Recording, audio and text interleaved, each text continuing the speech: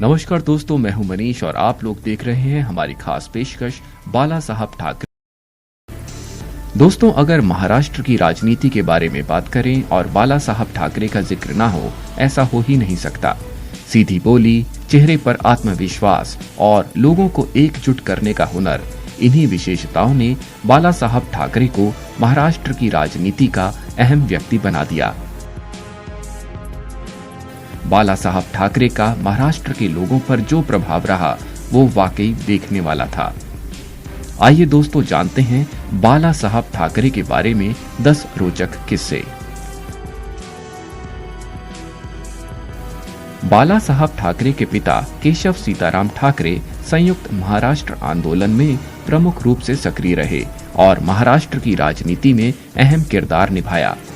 केशव सीताराम ठाकरे ने अपनी ऑटोबायोग्राफी माजी जीवन कथा में लिखा है कि पहले उन्होंने पनवेलकर सरनेम को चुनना चाहा, लेकिन वो अंग्रेजी साहित्यकार मेकपीस ठाकरे से इतना प्रभावित थे कि उन्होंने अपनी आने वाली पीढ़ी के लिए ठाकरे सरनेम को चुनना पसंद किया। तो दोस्तों, अब तो शायद आपको पता ही लग गया होगा कि बाला साहब ठाकरे का नाम कैसे पड़ा। जब बाला साहब ठाकरे फ्री प्रेस जर्नल में कार्टूनिस्ट के तौर पर काम कर रहे थे, तो उन्होंने कांग्रेस की नीतियों के खिलाफ कई व्यंग्यात्मक कार्टून बनाए। इन्हीं दिनों फ्लोरा माउंटेन, जो आज हुतात्मा चौक है, वहां संयुक्त महाराष्ट्र समिति द्वारा बॉम्बे स्टेट को लेकर एक आंदोलन हुआ, जिसका मुद्दा था बॉम्बे महाराष्ट्र को सौंपा जाए, ना कि यूनियन टेरिटरी बनाया जाए और ना ही गुजरात में शामिल किया जाए, क्योंकि बॉम्बे में मराठी बोलने वाले लोग ज्यादा हैं, ना कि कोई और। दूसरी तरफ ऐसा ही एक आंदोलन था, महा गुजरात मूवमेंट, जिसे गुजराती सपोर्ट कर रहे थे। मोरारजी देसाई, जो उस समय के बहुत बड़े राष्ट्रवादी नेता थे और बॉम्बे स्टेट के मुख्यमंत्री भी, वो बांटने वाली राजनीति के खिलाफ थे। 21 नवंबर 1955 के दिन इस आंदोलन के दौरान पुलिस फायरिंग में 15 लोगों की मौत हो गई और कई लोग घायल हो गए। बाला साहब ठाकरे ने इसके लिए मोरारजी देसाई को जिम्मेदार माना और अखबार में अगले दिन कार्टून बनाया, जिसमें मोरारजी देसाई को मैन ईटर बताया गया। बाला साहब ठाकरे के एक बयान ने तहलका मचा दिया था, जब उन्होंने कहा था कि वो एडोल्फ हिटलर के बहुत बड़े प्रशंसक हैं।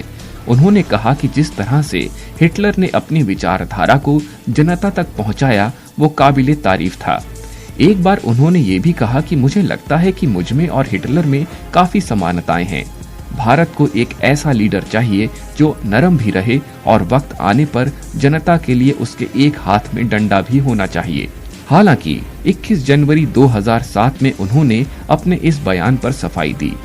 उन्होंने कहा कि हिटलर एक क्रूर शासक जरूर था, लेकिन मेरी तरह वो भी एक कलाकार था। उसको देश और जनता को साथ में लेकर चलना आता था। हाँ, लेकिन यहूदियों का कत्लेआम बुरा था। हर इंसान में कुछ अच्छाइयां होती हैं, कुछ बुराइयां। मैं भी उससे अछूता नहीं हूँ। बाला साहब ठाकरे भारत और पाकिस्तान के बीच होने वाले क्रिकेट मैचों के बेहद खिलाफ थे। एक बार गृह मंत्री सुशील कुमार शिंदे ने कहा कि हमें पिछली बातों को भुलाकर एक बार फिर नई शुरुआत करनी चाहिए। उनका इशारा पाकिस्तान प्रायोजित आतंकवाद और सरहद पर रोज होती भिड़ंत को भूलकर भविष्य के निर्माण की ओर जोर डाला। इस पर बाला साहब ठाकरे ने उन्हें आड़े हाथों लिया और अपने अखबार सामना में उन्हें ऐसी गलती ना करने की हिदायत दी, और साथ ही ये भी कहा कि वो महाराष्ट्र ही नहीं, पूरे भारत में कहीं भी भारत पाकिस्तान का मैच होने नहीं देंगे। ऐसा नहीं है कि बाला साहब ठाकरे की हर बात को महाराष्ट्र की जनता ने आंख बंद करके माना हो। एक बार शिवसेना ने युवाओं को वैलेंटाइंस डे का बहिष्कार करने को कहा और इसके विकल्प के तौर पर कोई और दिन चुनने के लिए कहा। युवाओं ने इसे पसंद नहीं किया। इसे इत्तेफाक ही माना जाए या कुछ और, अगले विधानसभा चुनावों में इसका उल्टा असर पड़ा और शिवसेना को विधानसभा चुनावों में कम सीटें मिली।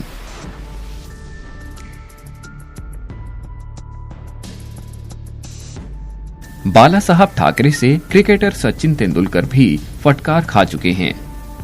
बाला साहब ठाकरे ने हमेशा से ही मराठियों के लिए नौकरी में सुरक्षा मांगी। उनके अनुसार मराठियों को महाराष्ट्र में हमेशा यूपी बिहार वालों से कड़ी प्रतिस्पर्धा का सामना करना पड़ता था। इसीलिए उन्होंने कहा कि महाराष्ट्र में बाहर से आए लोगों पर रोक लगाई जाए। इस पर सचिन तेंदुलकर ने ये कह दिया कि महाराष्ट्र तो पूरे भारत का है, यहाँ कोई भी आ सकता है, जा सकता है। इस पर ठाकरे ने उन्हें आड़े हाथों लिया। उन्होंने कहा कि सचिन क्रिकेट की पिच पर ही रहें, राजनीति का खेल उन्हें खेलने दें।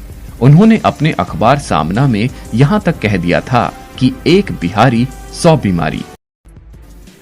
बाला साहब ठाकरे की मृत्यु 17 नवंबर 2012 को कार्डियक अरेस्ट से मुंबई में हुई। वे 86 साल के थे। उनकी मृत्यु की खबर मिलते ही पूरा मुंबई मानो थम सा गया। पूरा महाराष्ट्र शोक में डूब गया। उनकी अंतिम यात्रा में बड़ी संख्या में लोग आए। उन्हें 21 तोपों की सलामी दी गई। ये सलामी प्रधानमंत्री या राष्ट्रपति को ही मिलती है। दोस्तों, उम्मीद करते हैं कि आपको हमारी खास पेशकश बाला साहब ठाकरे के 10 रोचक किस्से जरूर पसंद आया होगा। आगे भी हम आपको इसी तरह के रोचक किस्से सुनाते रहेंगे। तब तक आप देखते रहिए हमारा चैनल। धन्यवाद।